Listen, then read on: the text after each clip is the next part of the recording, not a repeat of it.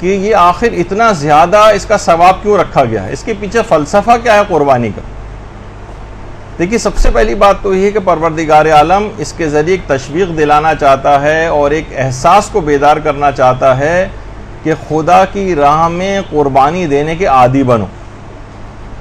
देखिए, कभी कभार ऐसे मौक़े ज़िंदगी में आते हैं और हर शख्स के आते हैं, आपको ख़ुद महसूस करना चाहिए कि कहीं वाकई ये मौका मेरे पास परवरदिगार की तरफ से क़ुरबानी मांगने का तो नहीं।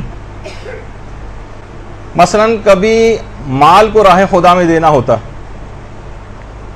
माल को पता चला आपके खुमुस इतना ज़्यादा आप पे वाजिबुल अदा निकला, अब आपको ना उस माल को राह खुदा में दे देना चाहिए, लेकिन अब क्या है, शैतान आकर आपको बहकाएगा, आपके हाथों को रोकेगा और इतना माल निकल जाएगा, कोई प्लॉट बिका है इतना ज़्यादा। लोग तरीक़े पूछते फिरते हैं कि कोई ऐसा तरीक़ा निकल आए कि मसलन हमने बिज़नेस पर्पस से या कोई सेविंग के एतबार से कोई प्लॉट लिया था, उसकी इतनी कीमत हो गई, इसको बेचेंगे तो इतना ज़्यादा 20% या 25% बहुत से मसाइल के अंदर खुमुस देना पड़ता है, बहुत माल निकल जाएगा।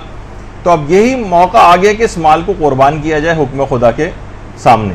तो कभी माल राह खुदा में देना होता है कुर्बानी के तौर पर, कभी ओहदा राह खुदा में कुर्बानी के तौर पर पेश करना होता है। बहुत सी जॉब्स ऐसी हैं, सूदी मुलाजमतें ऐसी हैं कि जो कि करना हराम है, जिसके अलग एक तफसीली मसले हैं और तमाम मुज्तहिदीन ने इसको हराम करार दिया, जिसके अंदर सूद का लेन देन होता है। अब यहाँ पर कभी इस्लाम आपसे तकाजा कर सकता है, जब मुकामी अमल पेश आए तो उलमा से रुजू करना चाहिए, लेकिन एक अमूमी मसला बता रहा हूँ कि ओहदे की भी कुर्बानी देना पड़ती है, कभी आसाइशों की कुर्बानी देना पड़ती है।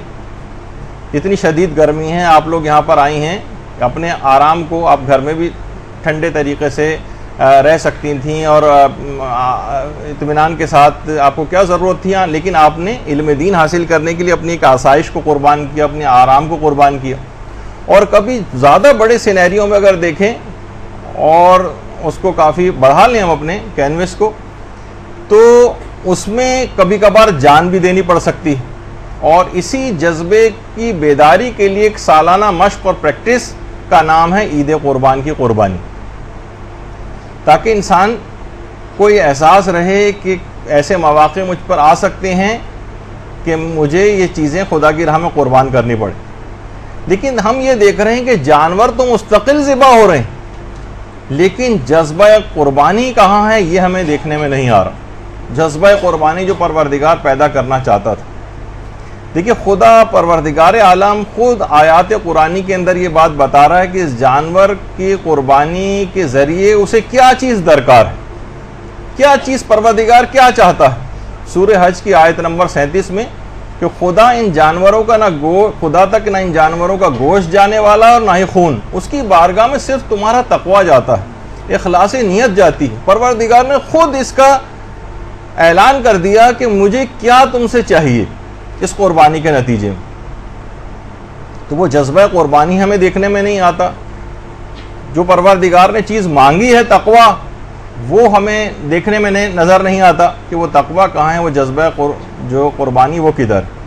मौजूदा जो कत्ल गारत गरी चल रही है और शहादतें हो रही हैं, उससे क़त्ए नज़र खून बहाना तो छोड़िए, आप ये बताइए कि कब खुदा की राह में अपने खून तो छोड़िए पसीना भी बहाया।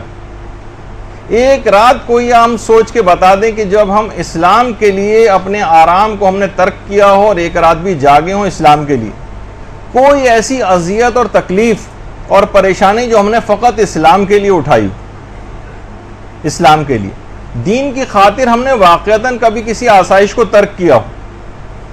यहाँ हम देखते हैं कि 50-50 हज़ार के, 1-1 लाख के, कई लाख के जानवर लोग लेकर आते हैं और क़ुरबानी करते हैं, लेकिन उनके अपने गरीब रिश्तेदार वैसी तंगदस्ती में ज़िंदगी गुजार रहे हैं, लेकिन उनका कोई ख्याल नहीं करते।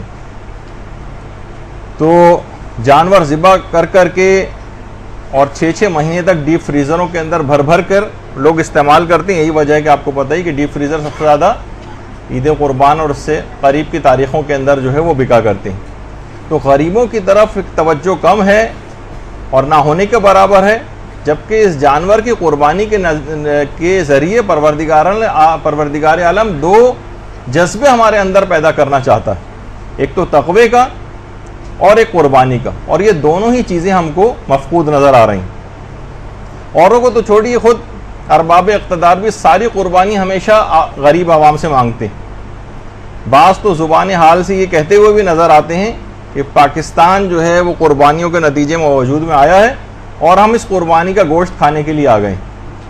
तो बहरहाल ये बड़े उसके ऊपर देखें जाकर तो वहाँ पर भी गरीबों की कुर्बानी की जा रही है और यहाँ हम जानवरों की कुर्बानी कर रहे हैं, लेकिन जो उसके नताइज ज़ाहिर होने चाहिए थे वो नतीजे ज़ाहिर नहीं हो रहे। देखिए, हज़रत इस्माइल की कुर्बानी के वाक़े में भी जो परवरदिगार ने पैगाम दिया है इंसान को कि हुक्म खुदा के आगे हर चीज़ को कुर्बान कर देना चाहिए, हत्ता कि बाज़ औक़ात औलाद को भी कुर्बान कर देना, जैसे कि वाक़े करबला में हमको नज़र आया, जैसे कि हज़रत इब्राहीम और इस्माइल के वाक़े में नज़र आया है। एक तरफ तो देखिए इस्लाम के नज़दीक इंसान के खून की कितनी ज़्यादा कदर कीमत कि वो उसको बेमकसद बहाना इस्लाम कभी भी पसंद नहीं करता। वो किसी बंदे को कभी कत्ल होते देखना नहीं चाहता। वो सिर्फ उस वक्त इस्लाम कत्ल होते देखना पसंद करता है या खून बहाते देखना पसंद करता है जब उससे मकसूद दीन की सरबुलंदी हो और कुफ्र व शिर्क की नाबूदी हो। चुनाचे हज़रत इस्माइल के इस पाक खून को बचाने के लिए गोस्फंद को फिदिये के तौर पर लाया गया ताकि ये पाक खून हज़रत इस्माइल का महफूज रहे और ज़रूरत पड़ने पर इसी हज़रत इस्माइल के पाक खून को सैलाब बनाकर कुफ्र व तागूत को उसमें बहा दिया जाए। ये इसका एक ख़ास फ़लसफ़ा था। देखिए, जानवरों की कुर्बानियाँ तो पिछली जो और कौमें थी उनके अंदर भी बहुत जारी रहीं।